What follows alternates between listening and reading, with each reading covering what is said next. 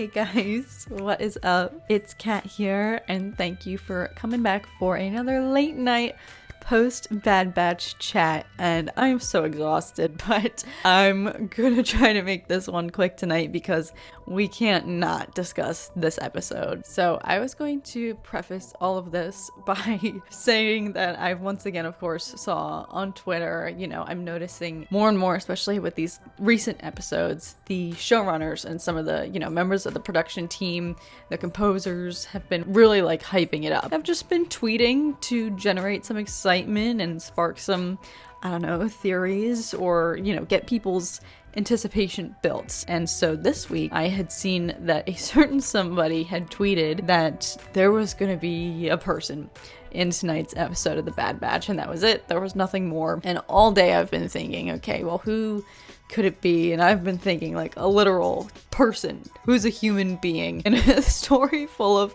aliens and all these other species and creatures and clones and droids and whatnot. Who's a person that could make an appearance in tonight's episode? It's the same deal as was with the Martez sisters. You could have given me many guesses, and I would not have guessed that it would be who it was. And I don't know why that thought didn't even cross my mind, specifically after the miniature little piece of foreshadowing there earlier in the episode, in which the Kaminoans were discussing that they had not one but multiple bounty hunters set on finding and capturing Omega. So even with that little tidbit, it still didn't even cross my mind, like, who could the other one be besides Fennec Shand? This was a similar situation to the Martez sisters. You could have given me all the guesses and my brain still wouldn't even have put together the possibility of seeing Cad Bane in this show. But oh my goodness, the Clone Wars vibes it gave me to see him, especially after having absolutely no expectations that he was going to be there, like totally unprepared, unexpected. It was great. Obviously though, I am incredibly concerned. My maternal instincts are kicking in. Oh my god, this episode at the end felt so much like the tragedy in Mandalorian when Grogu gets captured by the battle droids. That's exactly what it felt like to see Cad Bane, of all people, tase poor Omega. That was honestly so terrifying. I genuinely was like, is Hunter dead? It's so scary when the person who has been protecting Omega throughout this entire show and literally would die for her, like, is going in a duel to the death with one of the literally most professional bounty hunters. But that duel, that showdown, the country, like the Western feels, like the vibes, it was so great. It was incredible.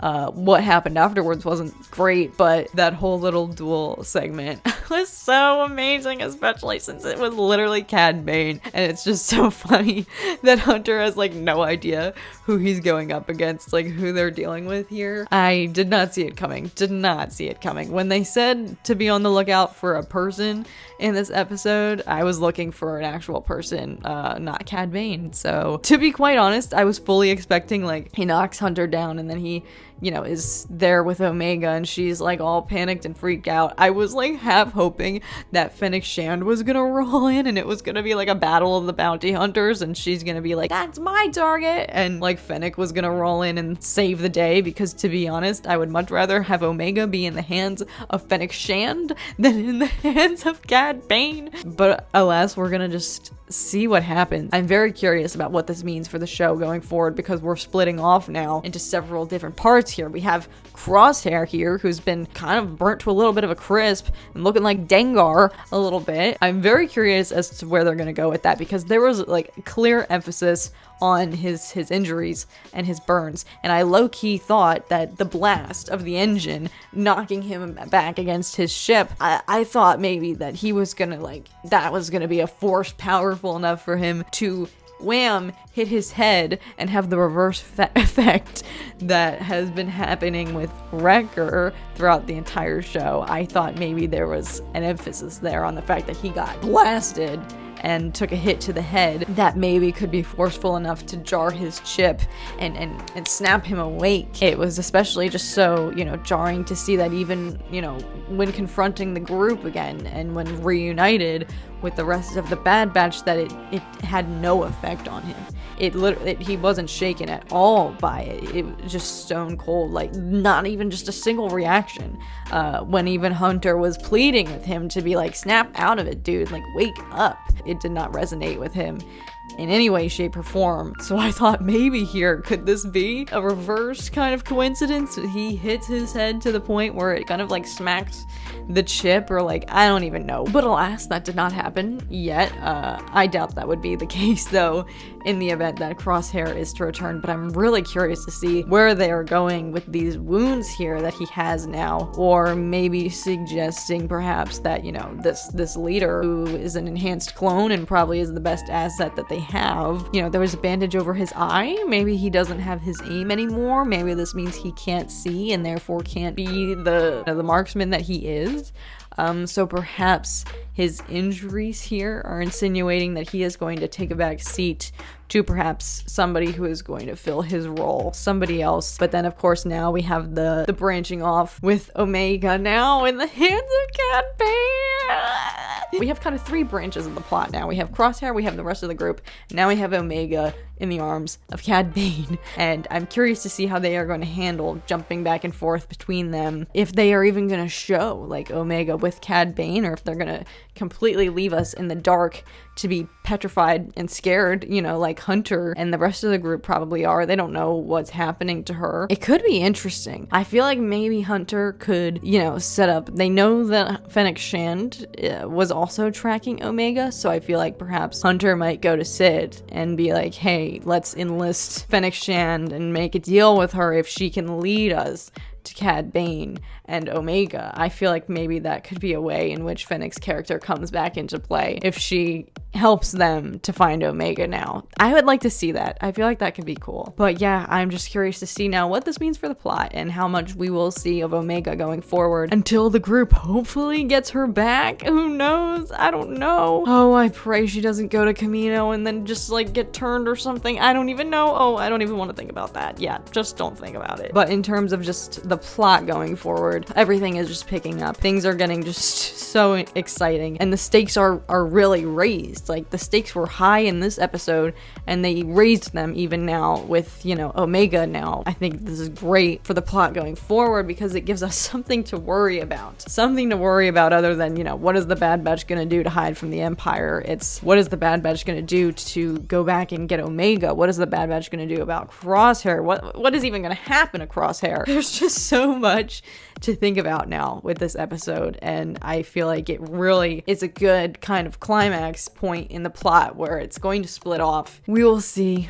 where it goes, but other than that, I thought that the visuals in this episode were just incredible, but it was also a little bit kind of bringing me back to literally final episode, finale of the Clone Wars, them kind of falling through with this engine here and having to like hold on as the engine is like moving around and literally flying through space, falling to the ground, as similar to in, you know, finale of Clone Wars when Ahsoka and Rex are trying to escape their cruiser, their ship, and it is also falling to the ground. Those two moments I feel like paralleled each other. That's what it just reminded me of, seeing that in the Clone Wars finale. But yeah, the visuals, the graphics for this episode were insanely good, and I don't even want to begin to imagine what a potential headache this location on Braca specifically must have been for the artistic team in terms of just all of the just detail with the wreckage and the junk and just the garbage everywhere. But it was so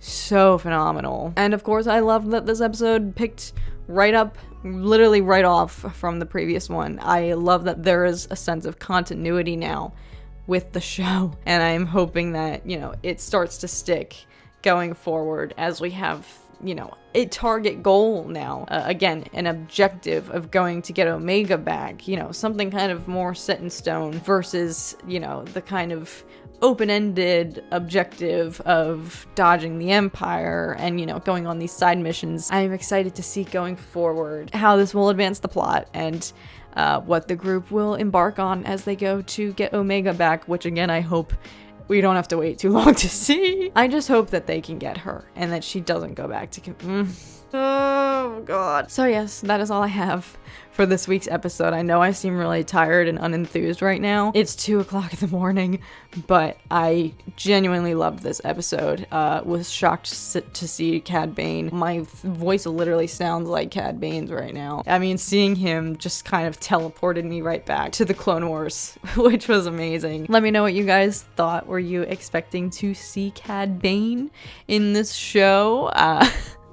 If you did, good for you for having good predictive skills, unlike myself. What do you think is going to happen to Omega? Seriously, let me know down below. Do you think bad things are in store? Do you think she's going to go back to Kamino, or do you think the group is going to get her back? Please let me know. Some of you, please just put my mind at ease and say that they're going to rescue her, because I can't even imagine if they don't. But yes, thank you guys, as always, so much for watching. I really hope that you enjoyed this week's episode and that you guys have been doing so well as always. Again, shameless plug, I joined my friends Zach from ADHD and Alex from good old AD Edits, and we do watch parties every Thursday evening, 11 p.m. Pacific time.